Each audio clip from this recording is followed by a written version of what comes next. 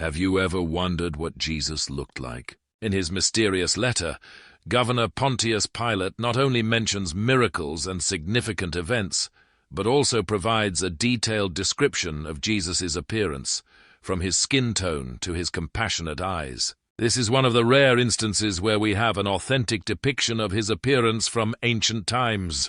Do you want to discover more of these startling details?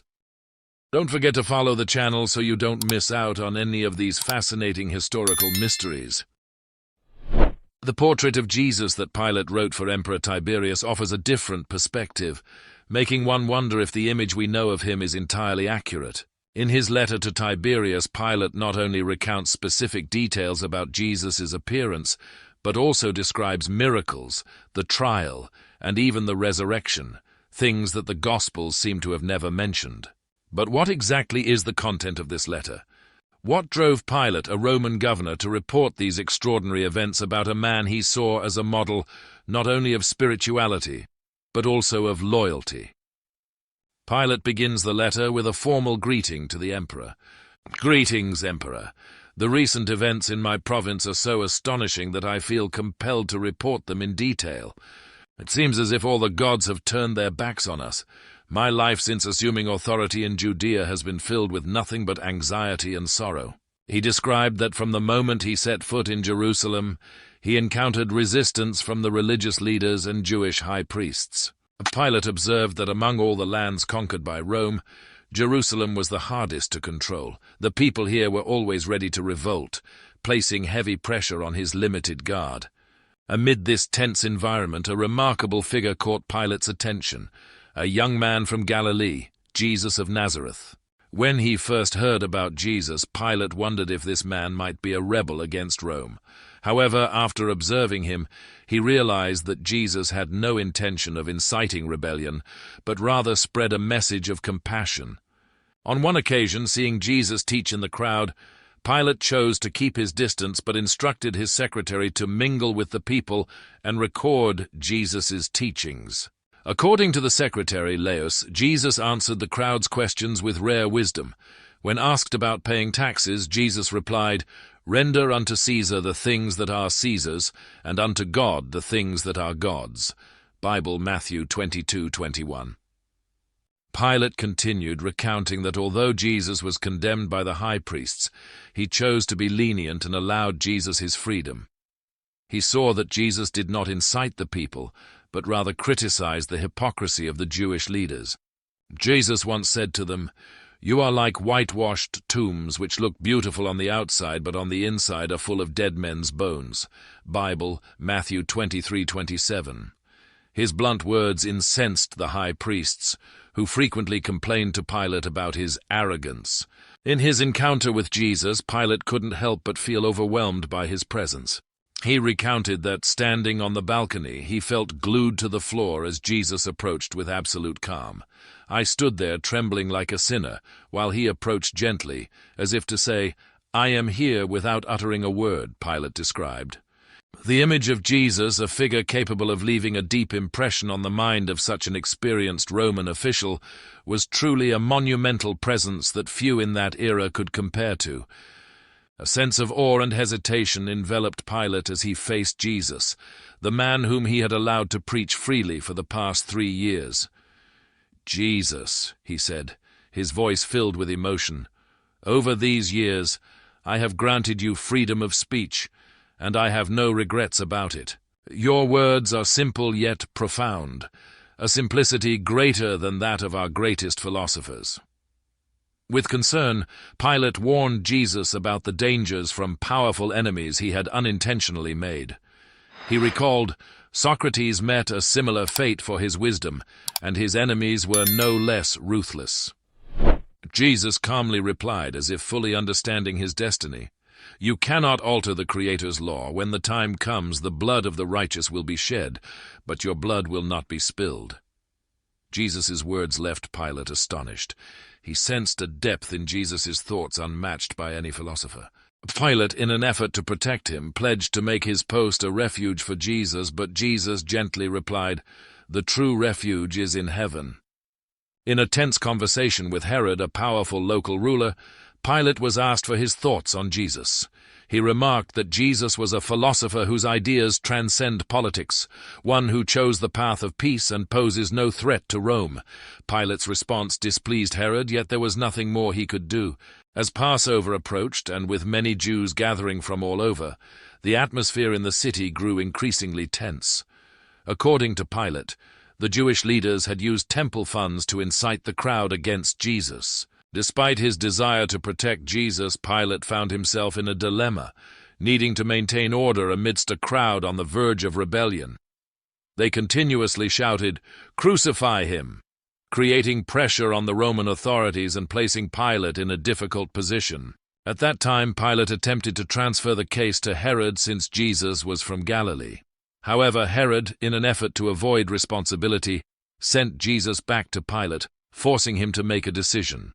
Pilate's palace was surrounded by a sea of rebellious people, more crowded and chaotic than ever before. The crowd had come down from nearby regions, demanding the execution of Jesus, making the situation increasingly chaotic and dangerous. At that moment, a Galilean woman claiming to be a prophetess approached Pilate, pleading with him not to harm Jesus. "Do not touch this man, for he is holy."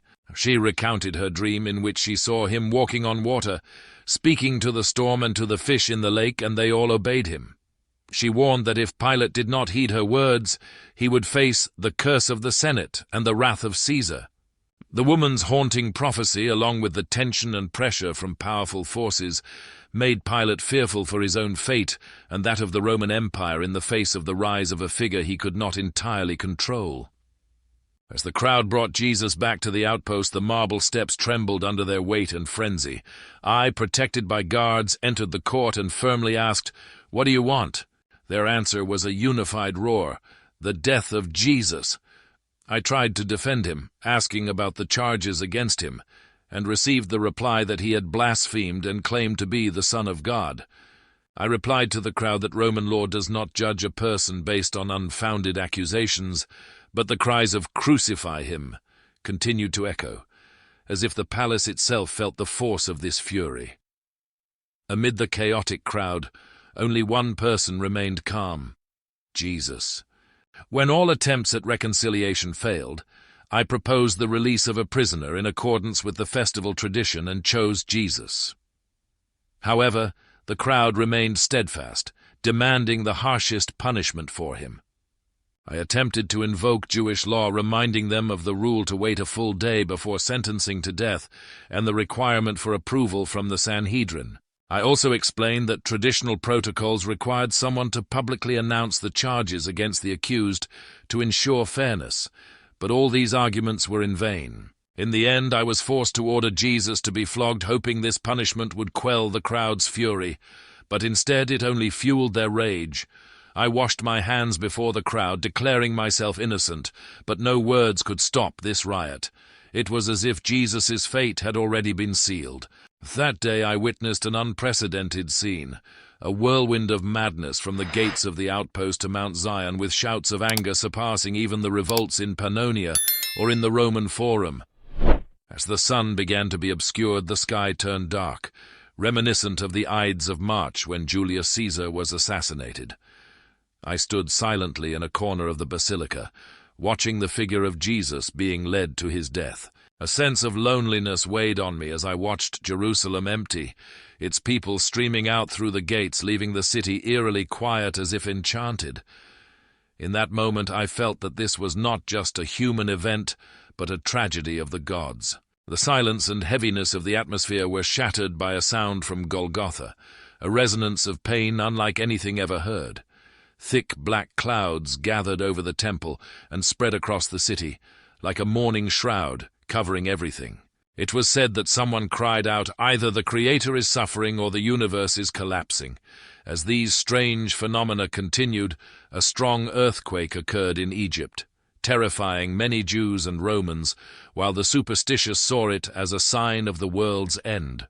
That evening I left the outpost and headed toward the gate of Golgotha, witnessing a somber crowd departing after the tragic spectacle. My entourage moved silently, with the Roman eagle covered, symbolizing the sorrow in their hearts. The soldiers murmured about miracles, and some paused, looking toward Mount Calvary as if expecting a miracle. I returned to the outpost heavy-hearted, ascending the steps still marked with the blood of Jesus. As I turned back, I saw an elderly man praying with tears in his eyes, surrounded by Roman soldiers moved by the scene. He knelt at my feet and, with a choked voice, asked permission to bury Jesus. "I am Joseph of Arimathea," he said, "and I wish to request permission to bury Jesus of Nazareth." I agreed, allowing him and sending some soldiers along to guard the body. A few days after the burial, I heard that the tomb where Jesus was laid was empty, and his disciples publicly declared that he had risen, just as he had prophesied. This event caused a massive shockwave, even more intense than the news of his death. To uncover the truth, I conducted a careful investigation, but no one could provide a precise explanation of what had happened. Although Joseph had placed Jesus' body in his own tomb, whether any external interference led to the body's disappearance remains unverifiable. Clearly, this event will continue to disturb people and remains a mystery I can only witness but cannot fully understand. Earlier, after Jesus' burial, a priest approached me, worried that his disciples might steal the body to create the impression that he had risen. To prevent this, I instructed him to meet with Captain Marcus, and asked Marcus to deploy additional Jewish soldiers to guard the tomb, ensuring that responsibility would lie with them. However, when I received the news of the empty tomb, my unease grew. Marcus reported that he had assigned Lieutenant Ben Isham and 100 soldiers to guard the tomb, but on the early morning of the incident, the entire team encountered terrifying and mysterious phenomena. This strange event seemed beyond control, intensifying the astonishment and mystery surrounding the resurrection that the disciples deeply believed in. When I summoned Isham, he recounted what he had witnessed. Around the fourth watch, a faint light appeared over the tomb. At first, he thought it was women coming to anoint Jesus' body, but strangely, none of them seemed to pass by the guards. While he was still wondering about the event, the entire area suddenly illuminated, and he saw a strange sight, a multitude of figures resembling the dead yet youthful and full of life. A clear, heavenly sound filled the air, making him feel as if the entire sky was praising God. The ground trembled beneath him, causing him to collapse and lose consciousness. When he regained consciousness, Isham lay face down on the ground. When I asked if the light could have been the morning sunlight, he insisted that it was still too early for sunrise. I further inquired if his dizziness might have been due to staying awake too long, but he denied this, explaining that he had remained alert all night as per the rule forbidding sleep on duty. He even allowed some soldiers to sleep to ensure that there was always someone on guard. When I asked about the duration of the event, he estimated that the light lasted for nearly an hour until daylight was fully clear. Later, the priests questioned Isham and offered him money to claim that the disciples had stolen the body. They wanted him to say that the guards had fallen asleep and that the earthquake caused the body's disappearance. But Isham refused because he had not witnessed that, nor did he see any sign of the disciples at the scene.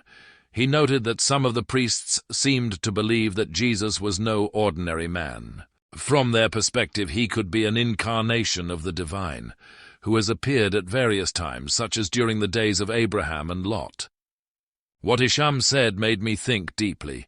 If the rumors about Jesus are true, then clearly he possesses a transcendent power beyond the laws of nature. Acts like turning water into wine, healing the sick, raising the dead, and even making a fish appear with a coin in its mouth were all confirmed by the Jews. Remarkably, he committed no ordinary crimes, nor did he harm anyone directly.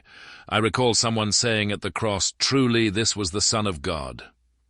That statement echoes in my mind when I think of a man whose distinctiveness was undeniable to both foes and followers alike.